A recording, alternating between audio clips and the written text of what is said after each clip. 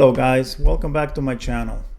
What comes next, it's a comment that I put in one of Jose's, JG Gonzalez open discussion. It was actually open discussions 165, if you guys want to go back to that and watch the whole thing.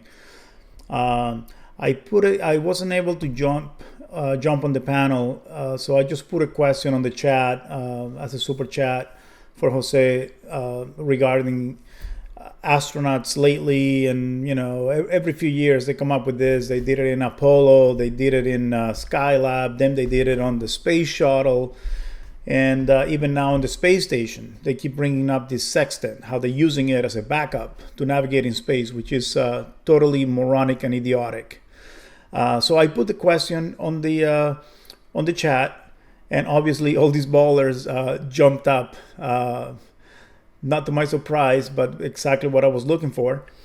And they said, well, you'll hear next. So let me actually just play this little clip, and then I'll come back.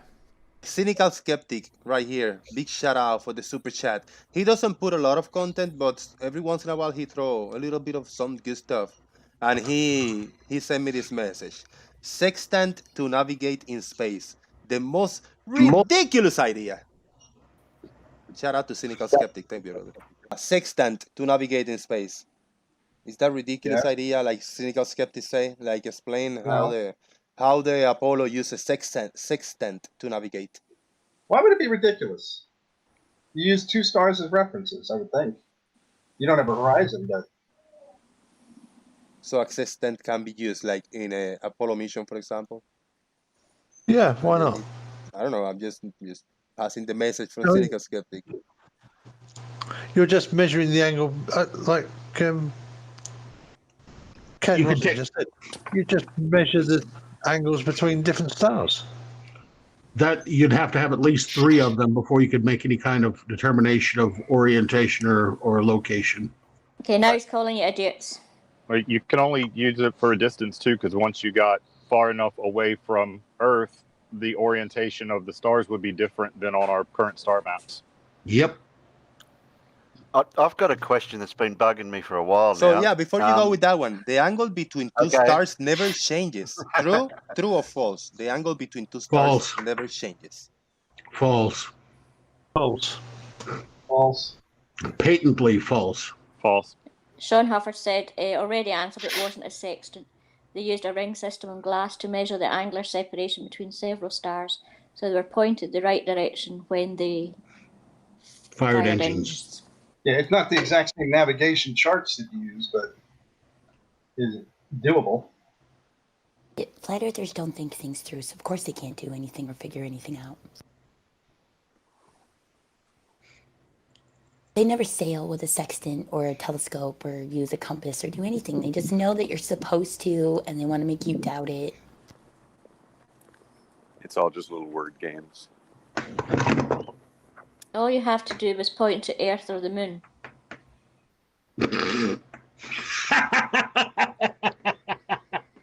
Just close your eyes. The boat knows which way to go. Yeah, just believe in God. Have faith. Yeah, pointed at Earth. That's funny.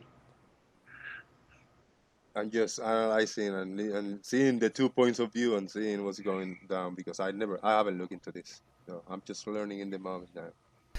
All right, so what these idiots fail to recognize is that they don't even know how a sextant actually even works. A sextant actually worked, or works, it still works to navigate on land, on the ocean. It's because you use a sighting of a fixed object, either a star at night, or if you know the location of the moon, combined with the reading to the horizon, and the angle differential that you get, the angle that you get from the horizon to that object can be calculated with charts. If you have accurate timing when you left port, because of the reading of the altitude of that object, the chart will translate that into a location, latitude and longitude location. So that's the only way it works. A sextant never works by taking two readings of two stars. Two stars in the sky always, anytime, from anywhere in the solar system, will always give you the same reading. Stars are so far away that the angular distance between two stars never changes. So in whatever model, I mean, you want to look at them, something to this point is stellar parallax. The only way we can even see the very minute parallax is by taking a reading from the Earth while it's on one side of the sun, waiting 6 months, taking the exact same reading at the exact same location, pointing at the exact same location in the sky, and then seeing the minute shift from that star. And the only ones that we can detect are supposedly the stars that are very close to us, 4 light years or so. And the stellar parallax is so minute that will be even impossible to detect with a sextant. A sextant is not used for that. You could not detect stellar parallax with a sextant. So anyways, I mean, they don't understand. Basically, I was going to prepare a graphic for this, but all you have to do is use your mind. You're in the middle of the solar system, right? Anywhere in between the Earth and the Moon. And you're looking out into deep space. Stars are very far away. The distance between them don't change. You can measure 50 of them. It's not going to tell you where the hell you are. The distance of those two stars, or those 50 stars in between them, on Earth, at the Moon, in between the Earth and the Moon, is always the same. It's not going to give you any information that is going to give you a location. That's stupidity. If you're navigating from the Earth to the Moon, like they were laughing when I did the comment, it's like, all you have to do is point to the darn moon and head to the moon. You can see it. You don't need freaking sextants to navigate to the moon. You don't need a sextant to navigate from the moon to the Earth. All you have to do is point your ship to the Earth and head that way. You can freaking see it. The reason why sextants were used on the ocean is because you're blind. You can't see anywhere. If you could see a lighthouse in the middle of the ocean, then you put away your sextant. You see this lighthouse, you just head over that way. That's it. It's the exact same thing. It's a beacon. The Earth is a beacon. The moon is a beacon. If you're in the space, translunar space in between the Earth and the moon, all you have to do is head that way, whichever light you want to follow, the light of the moon or the light of the Earth. Pointing to two stars in between anywhere in the solar system is always going to give you the same reading. The only way you could use a sextant if you're in deep space and you know the location and you've been tracking the location of the planets, yes, is by using a sextant, and you can measure the distance in between planets, the angular, which is going to be changing, constantly changing. And if you have a computer that's keeping track,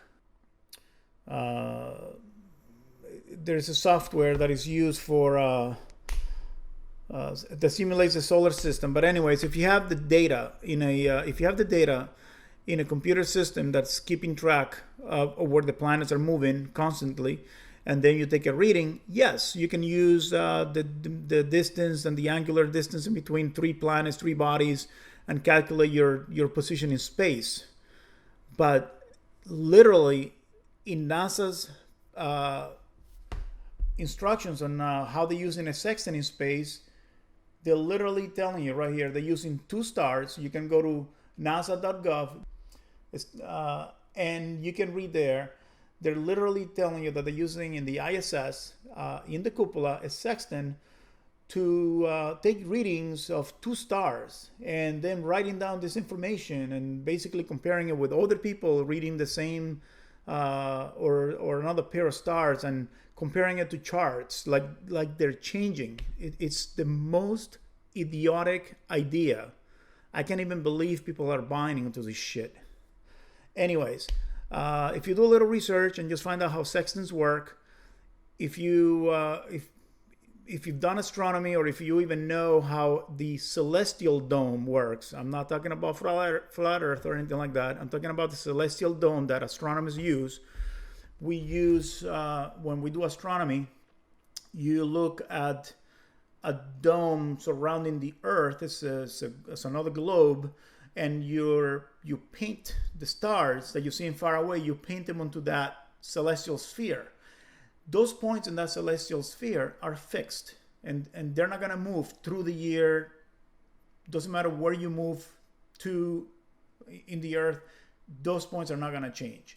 So anyways, I just want to leave that there. These guys were laughing, and on the other end, I was laughing myself because I knew I was getting gold on that discussion, on that hangout. I know I was recording gold, or Jose was recording gold for me to use later on. So please go back to the Hangout 265. You can find the list of the idiots that were on that Hangout saying, yeah, of course, I can use Sextant. Sure, yeah, of course. Oh, yeah, you use 2 stars or 3 maybe for more accuracy. Just idiots. Anyways, thanks for watching, guys. So sorry this dragged a little long, and sorry I couldn't prepare graphics, but I just wanted to get this out. I've been meaning to do this for a while. I'll see you guys on the next one. Thanks for watching. Bye-bye.